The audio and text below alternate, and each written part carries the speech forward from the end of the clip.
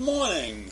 It's Tuesday, January 31st. And while many of us believe we live in a free country, this country is not as free as you think it is. And I say that this morning because there are several states in this country. Utah recently joined 4 other states: Alabama, Arkansas, Arizona, and Tennessee. These states have enacted laws restricting gender transition care. That means in these states, young people will not be allowed to get the medical care that they feel is necessary for them to live the life that they want to live, that they feel they need to live. Transgender is a condition in which your mind and your body are not necessarily in sync. And so this transition care will help young people to lead a more normal, whatever that means, because normal lives are different for everybody. What I consider a normal life, you may not consider a normal life. And I don't think it's the state's business to interfere with a human's condition, medical condition, mental condition, when they need care and their desires can be met without breaking any laws.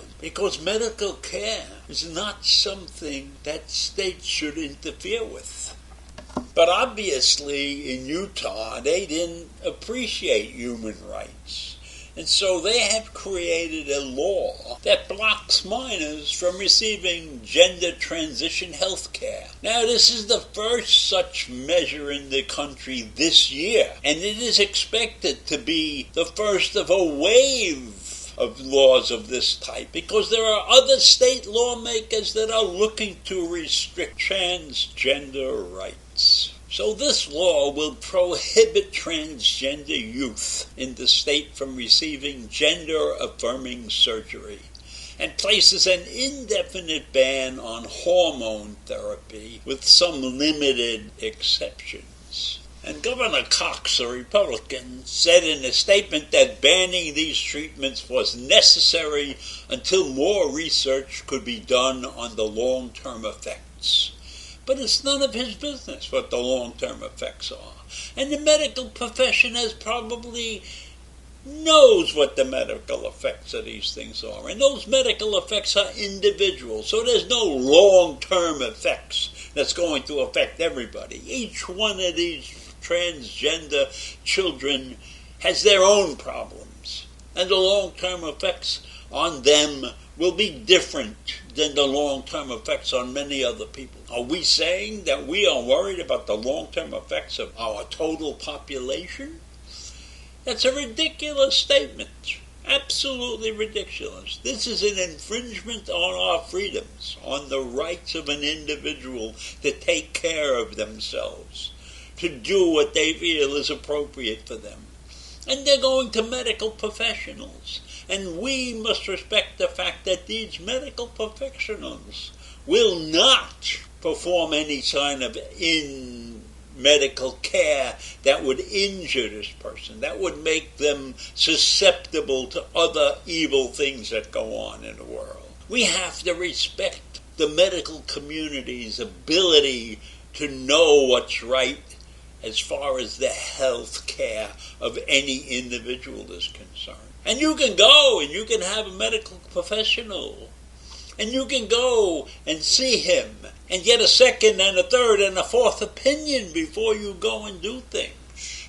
But those opinions should not be the opinions of politicians and clergymen who have an entirely different view of the world. And societies, there are many societies where these children will be spat upon and hidden in the closets. We're well beyond that already. We want these people to be meaningful members of society, and if they feel that they need to have a physical operation or mental care to accomplish that, we should be on their side, not against them.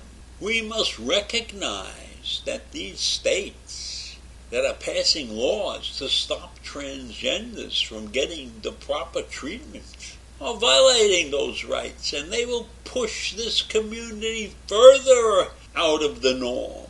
Let them be. Everybody in this country has a right to be what they want to be as long as they're not breaking any laws. So why? Why are states like Arkansas and Alabama and Tennessee and Utah writing laws to restrict medical treatment of people who need it? And there are many medical societies, the American Medical Association, the American Psychiatric Association, the American Academy of Pediatrics, have rejected the claims that gender-affirming care is harmful to transgender children or adults. So we got medical professions standing up and saying these treatments are necessary if the person wants them. These treatments are not being forced upon anybody. These are voluntary treatments. And we have huge amounts of medical professionals that agree with these treatments. So we now have politicians interfering with the health of people in this country. Next thing you're liable to hear is that they're banning open heart surgery. They're banning people who donate kidneys. Maybe they'll stop taking body parts to keep people alive. Who knows where this lunatic fringe is liable to go next? Why are they picking on transgender? It's a minority group that needs to be taken care of. They need to be accepted into society. They need to have the same loving care that every other person on the face of this earth expects. So why are these politicians interfering?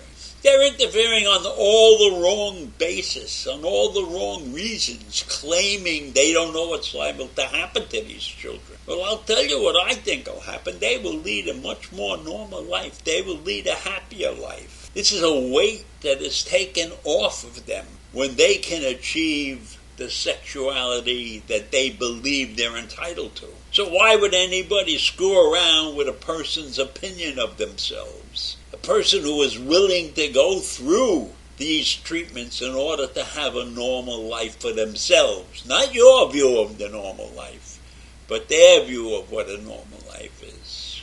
And this governor claims he has concern for the youth, and he's chosen to ignore the medical professions who care for them. But the parents who love them and the young people themselves need this help.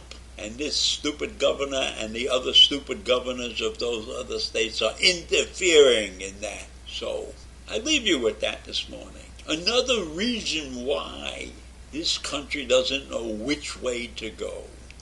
Too many things are left in the hands of the states. Have a great day. Bye.